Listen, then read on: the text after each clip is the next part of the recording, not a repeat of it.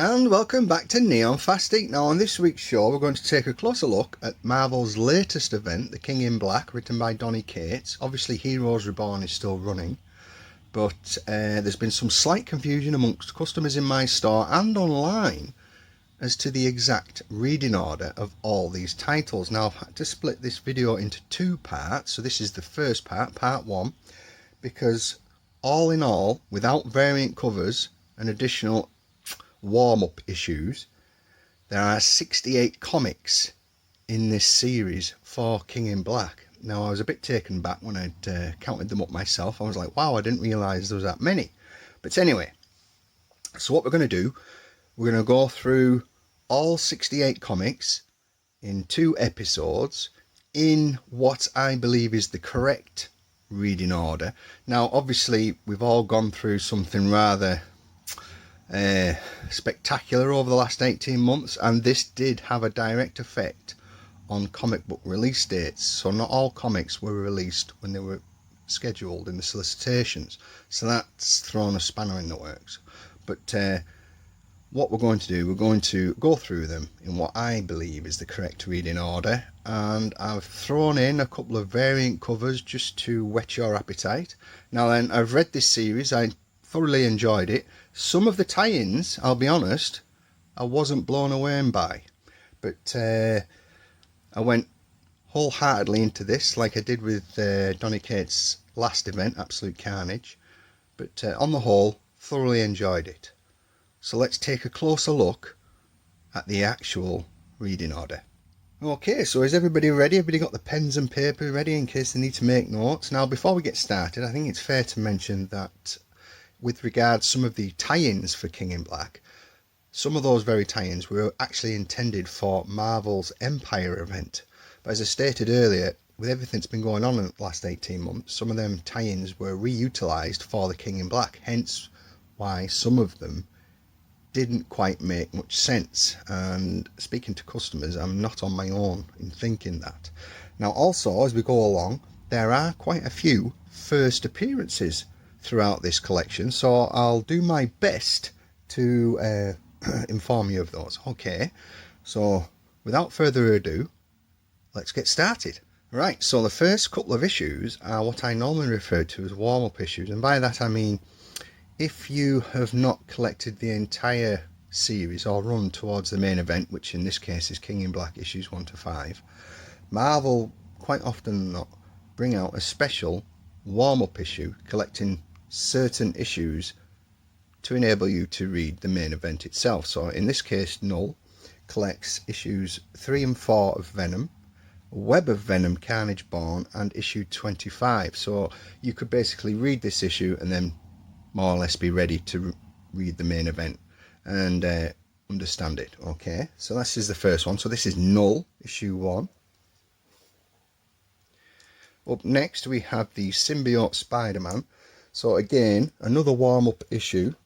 So this collects Amazing Spider-Man issues 256 to 258, Secret Wars issue 8, and material from Venom Super Special from 1995. Okay, so that's that one. Up next we have a Web of Venom one-shot, Empire's End. So obviously this is the variant edition, and I think we have the regular edition. So this was the regular edition that I had in my store. So this basically starts you off for King in Black. Okay, now next we have the Symbiote Spider-Man series. So again, issue 1, this is a variant edition, and issue 2. Now as I stated earlier, the distribution was all to hell because of everything that's been going on.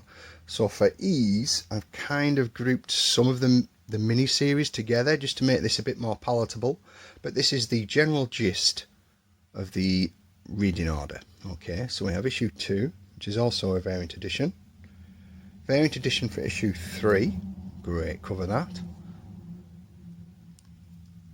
Again, Symbiote Spider-Man issue 4, regular edition.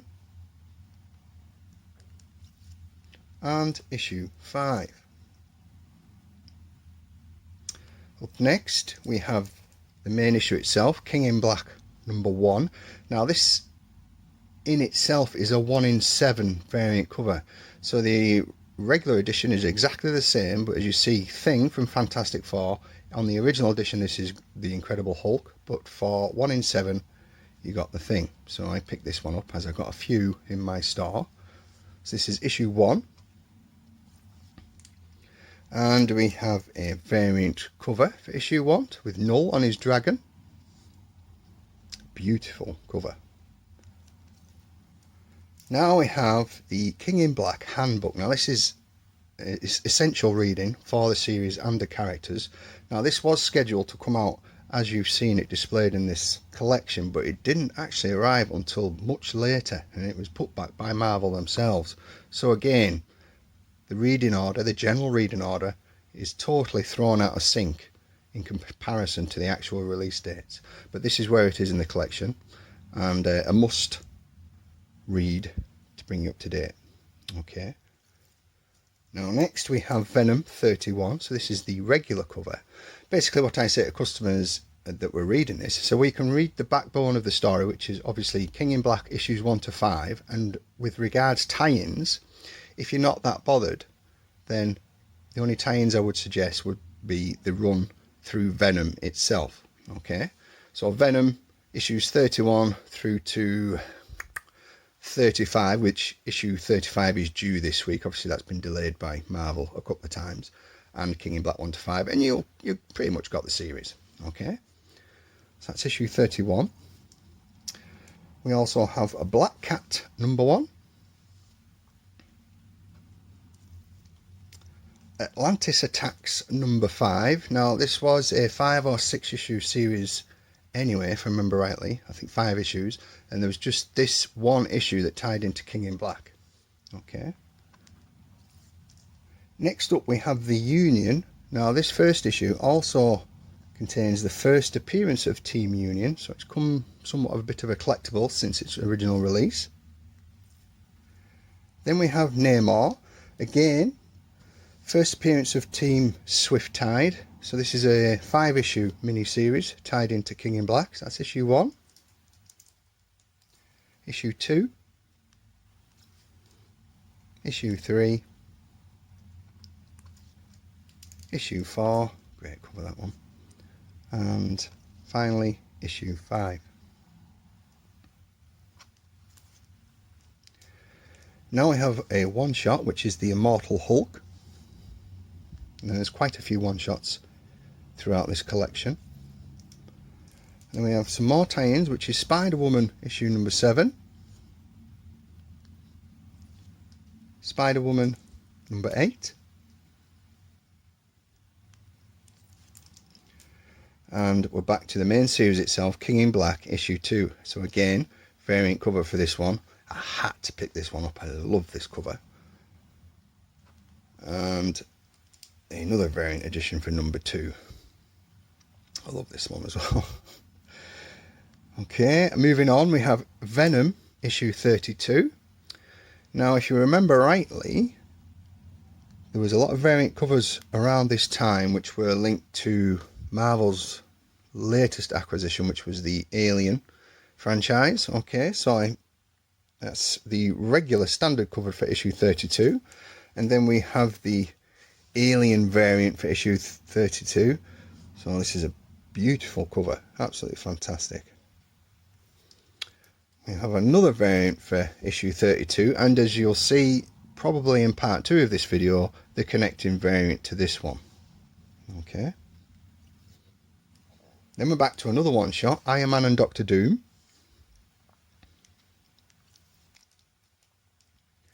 And issue 1 of Return of the Valkyries.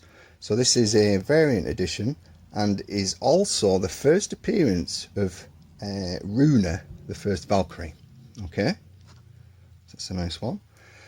Then we have Gwenom vs Carnage issue 1. So this is the second print edition, a variant cover, but if I remember rightly, this is the first appearance of MJ from Earth 65. Okay, so like I said before, there's quite a few first appearances in this collection. Then we have the variant edition for number 2. Fantastic cover. Need I say more? and finally issue 3. So another tie-in, which is the Guardians of the Galaxy issue 10. Obviously this is the Alien variant. Then we have Sword number 2, Sword number 3, and if I remember rightly, issues 2 and 3 of this particular run that ties into King in Black is extremely difficult to find on the secondary market. So again, check your comic book shops. Another mini-series, Thunderbolts. So this is number 1, regular cover. And issue 2. Oops. Issue 3. This wasn't a bad series actually, this wasn't a bad tie-in. The Union, issue 2.